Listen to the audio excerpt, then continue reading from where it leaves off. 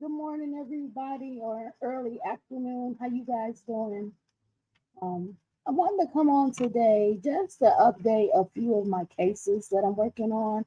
I recently shared some information or some update of a few cases. Um, the one case, the Alex Treviso case, where the young lady allegedly put her baby into a trash bag and then put the little newborn into the garbage can. Um, I recently shared a video with the alleged boyfriend, who is the father, and the mom, and the alleged would be the grandmother, which is the little boy's mother, young man's mother. I shared that video. I just wanted you guys to see a little bit more behind the scenes. Her case was supposed to start this month. And as information comes out, I'll share that with you to continue to update you on her case. I wanted to also give you an update in the Idaho 4 case. Excuse me, Brian Koberger, he was supposed to go and have a hearing last Friday, which would have been September the 22nd. Um, Something happened in the case where I'll briefly read it to you, but something happened in the case where they had to postpone the hearing because someone was ill. Um, so I can briefly pull that up. This is from Newsweek, and the title of the article is Brian Koberger hearing delayed due to unexplained illness. A pretrial hearing for the Idaho quadruple murder suspect Ryan Koberger that was scheduled for Friday has been postponed due to reported illness. In a court filing on Thursday, lawyers for Koberger requested an order from the court vacating the defendant's motion hearing set for September 22nd, 2023 at 10:30 a.m. and 1 p.m. and resetting the defendant's motion for October 26, 2023. So that's just a short update. The hearing was scheduled for last Friday. Someone was ill, so the hearing was rescheduled and it's set now for October 26, 2023. So that's 30 days out. That's a lot of time. This was the motion that was a motion to have the indictment dismissed. Okay, so that's the update on what's going on the Koberger case involving Idaho 4. Then I want to give you one more update. So you know about the Oxford mass shooter, Ethan Crumbley, and he was going through his Miller hearing. I want to give you a quick update on his case. According to WXYZ Detroit, the title of this article is Judges to Announce Decision Friday in Oxford School Shooter Miller hearing. A judge is expected to issue his decision in the Oxford school shooter Miller hearing later this week. The Miller hearing, which spanned multiple days during the summer, is to help determine whether the shooter can spend life in prison without parole for admitting to killing four and wounding others in the November of 2021 at Oxford High School. Inside court on the last day of the hearing, families of victims broke down several times during final witness testimony, and after closing arguments, more emotions came out. Um, I just want to get to the point where I want to go to the end of the article. The judge plans to issue a decision this Friday on Zoom, and then the sentencing is set for December 8th in person. So the main date that we're looking at in the Ethan Crumbley Oxford mass shooting is his sentencing date, and that is set for December 8th, 2023. So unless something else comes out about Ethan Crumbley, there's really not much else to talk about, but his sentencing is December 8th, and I am going to share that information, okay? So let's move on and get to the business at hand, which is a few months ago, I did a video about the Ohio missing children. I had been seeing news articles about the Ohio missing children. Why is there so many missing children in Ohio? The number of children that were going missing was just extraordinary to me.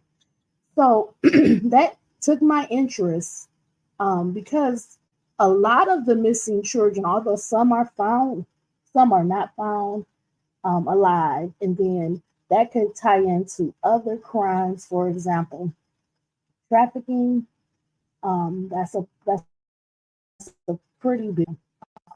It's just a problem in different areas of the United States. So that's why I was interested in it initially, and then I also began to look at how the missing person flyers. Excuse me, I'm still under the weather. I was looking into how the missing person flyers were created on the state level and the national level, and I talked about the children, exploited children, and how that was being advertised, and how the number of children that were being advertised nationally was much smaller than what was done in the state, and how it did not appear that they were connected, and how this causes so many problems. And most of those missing person flyers, excuse me, did not have a picture. So I want to give an update.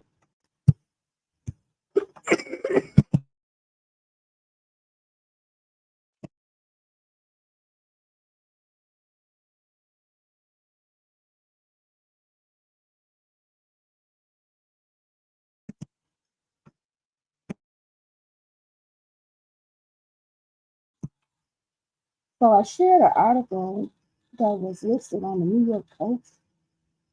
The title of the article: More than 1,000 kids reported missing in Ohio this year, an extraordinary.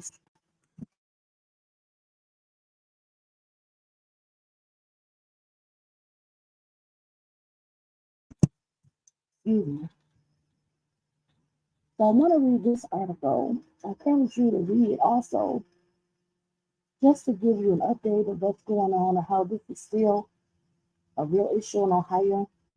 And I would really like to know what they're going to do about it, and then also kind of talk about what we can do to help.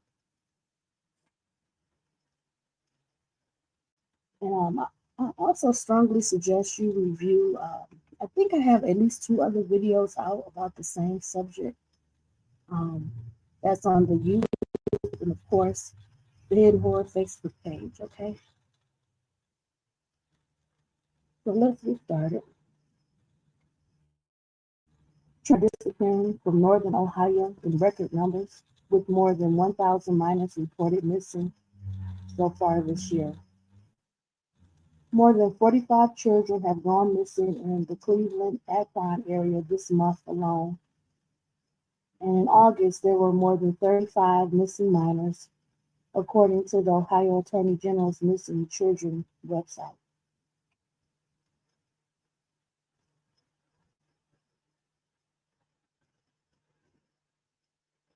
The disappearances are creating a disturbing trend in northern Ohio, which began in May, when nearly 30 children were missing in just the first 2 weeks. Officials at the time called it an extraordinary surge in disappearances. Ohio Attorney General Dave Yost repeated on Monday that the number of missing children is alarming, though he claimed the figure may be inflated due to inconsistencies in updating reports, which the Cleveland police have admitted to in the past. Yes, of course, we are worried about that, he told News 5 Cleveland.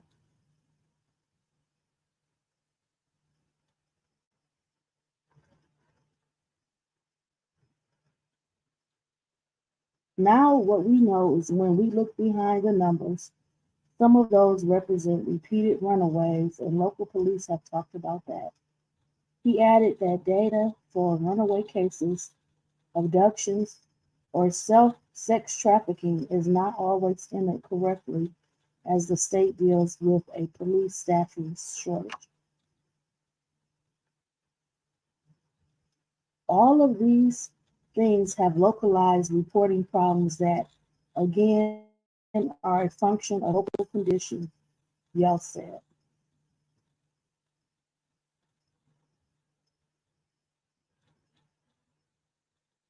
We do our best to encourage compliance and improve assistance to remove barriers, but at the end of the day, we have to rely on our local partners that we don't control. I am fearful of all kinds of things that fall through the cracks, that include missing children, Yost added. I rely on the tenacity of a worried parent more than I do a harried bureaucrat whose job is to put data into a computer. Excuse me.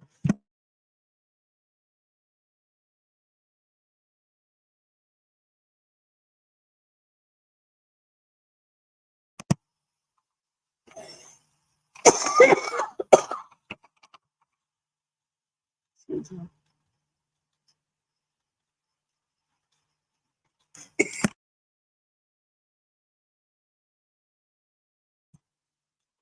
I would have to say I'm concerned about a person that's hired and they're not doing their job. What I noticed primarily was there were no pictures. Rarely did the missing persons flyer have a picture. A picture is what will stay in my mind. And as I said in the other videos, I may not remember the name, but I may remember a face. So I would be concerned, and it's not all of the parents' responsibility when there's a system set up that should be working. If people hired to do a job, that's something that they should easily be able to do is upload a photo as well as basic information. But John Majoy, president of Cleveland Missing and the police chief of Newburgh Heights, previously sounded the alarm on the surge in missing children. Now, I had watched the video and I shared some of the video in one of my videos that I did. And the police, they were not taking things as um, as high level emergency as I would have. They didn't appear to be concerned about the numbers from the video that I watched.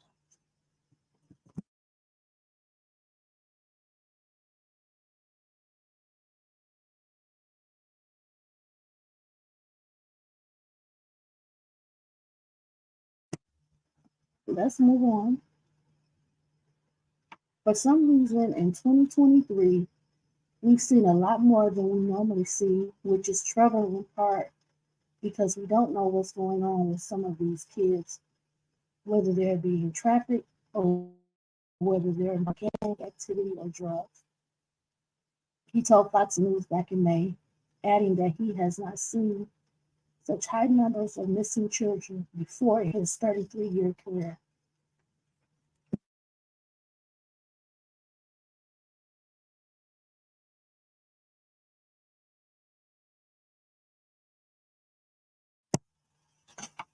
Majoy said it is likely that most of the cases involve children who ran away from home and were not abducted, but he said teens can be naive about predators who can be wolves in sheep's clothing. Among the missing is Keyshawn Williams, 15, who vanished after attending a house party on June 17. They share a lot of pictures on here, so that's really good. Gideon Hefner, 14, also went missing on September 12th from American Township, and Cameron Nicole Goliath, 17, was last seen at Akron earlier this month. Elijah Hill, 16, disappeared on September 20th from Sandusky, and Ayana Graham, 17, vanished from North Canton on September 23rd. Just a few days earlier, Tiana Tompkins, 17, was last seen in Cincinnati wearing a black shirt, black pants, and white shoes. Maurice Hamrick, 14, Honesty Howell, 16, and Chloe Hatley, 17, disappeared within 5 days of each other earlier this month. Yost said the state is working with the University of Toledo to develop and improve statewide data collection reporting system to help find these missing juveniles. I think that's a great idea. Use the resources in the community that already exist. And if the university wants to join in this endeavor, I think it's great. I think it's definitely needed. It's been needed. And if they're willing to put something together in an organized fashion, that could give you the manpower without the cost. I think that's awesome. Law enforcement can't be everywhere and can't see everything, he said.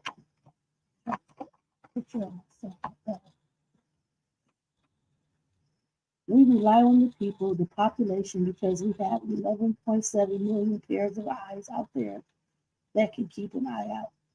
Exactly. And we're going to talk about what the community can also do to help because that's important. Meanwhile, concerned parents have started their own efforts to locate the missing children, including the office started to organize Join Us in Minors Protection to help bolster support and awareness. As a community, I feel like we need to do more, she told News 5 Cleveland. We need to make it a priority. And I'll put a link to that organization on my Facebook page. So if you're interested, you can check it out. If we make more things like this a priority, we will be more on top of it, such as updating the website so we can know who is missing. She explained. This is our community. We want to know what's going on in our community and with our children especially.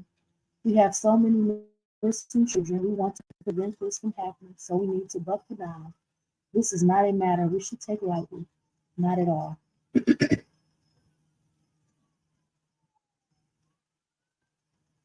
So there's a lot of children's faces and their names in here. So I hope that you have a chance to look at those faces to see if you've seen any of them. Now they have a video, so I'm going to try to play that.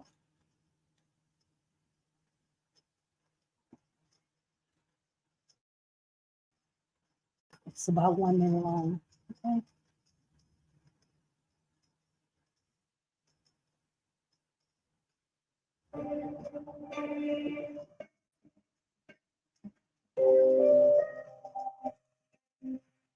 Oh, it's no words. Okay. So they just have a 1 minute video, but they don't have any words. So you can watch the video where they give out the pictures and everything. Okay. And I have some of the children that faces behind me. If you check on the video, they'll also display that and click the link for the article. Um, those kids will also have pictures in there as well. They're missing their names. You can also go to the state of Ohio to the Attorney General page and find the list as well. That's how I uncovered what was going on. Okay, so there's one last thing I want to cover. So you guys know I believe in prevention. I believe in um, trying to figure out ways where we can help on the front end before a child is abducted, before they're missing, before they're kidnapped, and before they're unalive. So again, in my other two videos, I discussed this, but I'm going to go over it again just in case you haven't seen that video. So, what do you do when your child is first missing? The first 48 hours, let me just say this. They're saying 48 hours, but in reality, law enforcement have uncovered that there's about a 6 hour window when the child is initially abducted. Those are the first 6 hours that are critical to getting them back. The first 48 hours I'm going to talk about, these are steps that you can take, but there's the first 6 critical hours when a child could potentially be unalive and they're not going to. a lot. So I want you to remember that. But I'm going to talk about this checklist for the first 48 hours. Apologize for my voice again because I'm so sick. I'm doing the best I can with my voice. So the first 40 hours are critical to return your child safely home. But they can also be the most troublesome and chaotic. So we want you to rely on this checklist to increase your chances that you can recover your child, return them home safely, okay? You should try to do these items quickly. So all of these steps described I'll cover in more detail. Um, and these are things that you should do, and I'm going to tell you about it. So this is the first 24 hours. You want to immediately report your child as missing to your local law enforcement agency. Ask investigators to enter your child into the National Crime Information Center, that's NCIC, for missing persons, where they can create them a file. And there's no waiting period to do that if the child is under the age of 18, okay? You want to request that law enforcement put out a be on the lookout. It's called a BOLO, BOLO, bulletin. Ask them about involving the FBI in the search for the child, okay? Limit access to your home until law enforcement arrives and has collected possible evidence. Do not touch or remove anything from your child's room or from the home. Remember that clothing, sheets, personal items, computers, and even trash may hold clues to the whereabouts of your child. The checklist in Chapter 1 contains the information about securing your child's room and preserving any evidence. Ask for the name and telephone number of the law enforcement investigator assigned to your case and keep them informed. Give law enforcement investigators all the facts and circumstances related to the disappearance, including efforts that you have already made when you've been searching for your child. You want to write a detailed description of the clothing that they, any personal items that they had at the time of their disappearance. Include in the description any personal information, any identifying marks such as a birthmark, a scar, a tattoo, their mannerisms, anything that could possibly help them find a child. If possible, find a picture of your child that shows any identifying marks and give it to law enforcement. Make a list of all of their friends, acquaintances, and anyone else who might have information or clues about your child's whereabouts. Include their telephone number and address if possible. Tell your law enforcement about anyone who moved in or out of the neighborhood within the past year. Anyone whose interest in or involvement with the family changed in recent months, and anyone who appeared to be overly interested in the child. And that kind of helps them look at people and interview people, okay? So you want to find a recent photograph of your child. You want to make copies for law enforcement, media, and the National Center for Missing and Exploited Children, and other organizations, okay? You want to call 1-800 for lost and ask for help with further distribution. Also ask for telephone numbers of other nonprofit organizations that might be able to help you. You want to look into additional resources section to find telephone numbers for the State Missing Children's Clearinghouse. Then you want to call them and find out what resources they have available to help you search for your child. Ask your law enforcement agency to organize a search for your child. Ask them about using tracking or trailing dogs in the search of. Ask your law enforcement agency for help in contacting the media. You want to designate one person to answer all the telephones. You want to keep a notebook or a pad of paper by the telephone so that this person can jot down information, names, telephone numbers, dates, times of calls, any other information relating to each call. Okay? You want to take good care of yourself and your family because you need to be strong. Your child really needs you to be strong at this time. You need to make yourself get rest and eat because you're going to need your energy. Because you're going to be going up and down on a roller coaster. with different emotions. Okay, the second 24 hours, you want to talk to law enforcement investigators about the steps that are being taken to find your child. You want to expand your list of friends, acquaintances, extended family members, yard workers, delivery personnel, anyone who may have seen your child during or following the abduction. You want to look at personal calendars, community event calendars, and newspapers to see if there are any clues as to who was in the vicinity that might be the abductor or possible witness. You want to expect that you'll be asked to take a polygraph to basically be eliminated as a possible suspect. That's something that you can expect. You want to ask law enforcement to issue broadcasts to other in law enforcement agencies around the country because your child may not even be in the same state anymore. So that's important. So you want to always work with law enforcement. Maybe you'll have a scheduled press conference or a media event where you can talk about your child. You may want to ask somebody in your family to be a media person to handle interviews, questions, things like that. You want to talk to your law enforcement agency about the use of reward.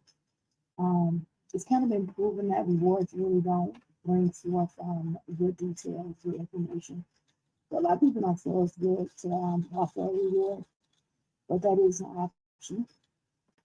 If you ever feel like you're getting extorted, if there's an extortion attempt, you want to report that to law enforcement.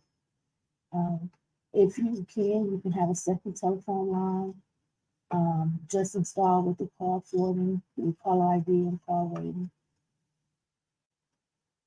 Um, Law enforcement may ask you to install a track and trace feature on your phone.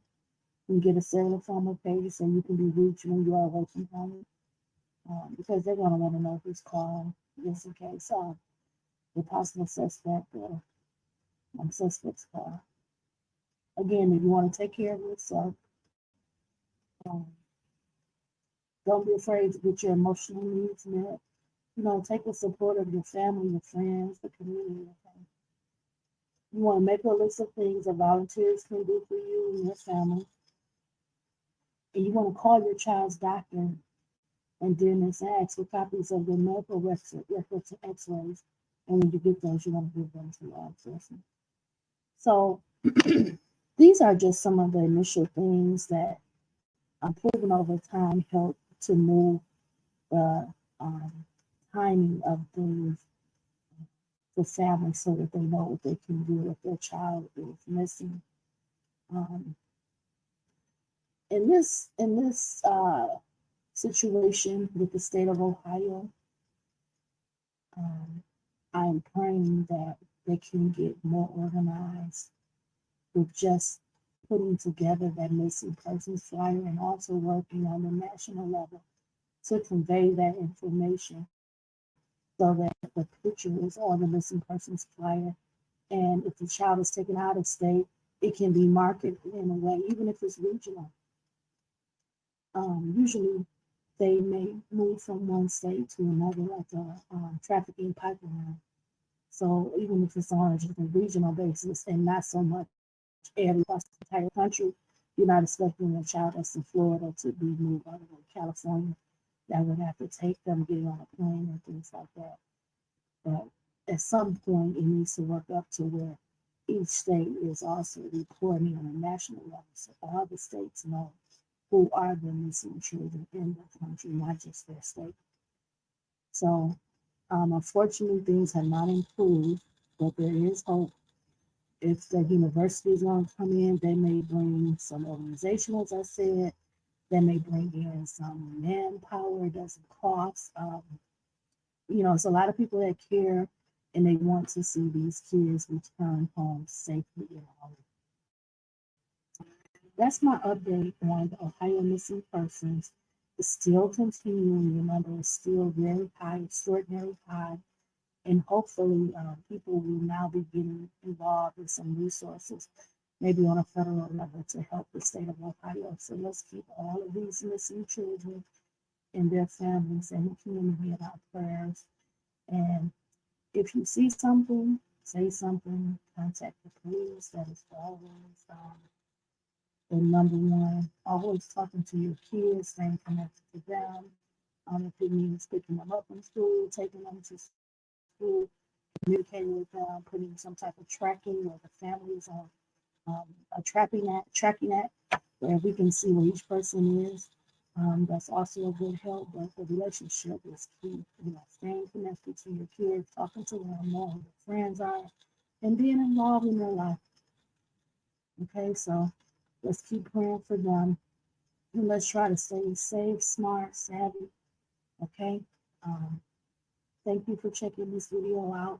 Please check out those two other videos. They go more in detail about the Ohio missing children and some things that need to possibly be improved on the state level, and especially on the national office, because I've been taken out of the state on traffic. So thank you for checking out this video. I hope you have a beautiful day. Be well. Okay, friends. Bye. Bye, friends.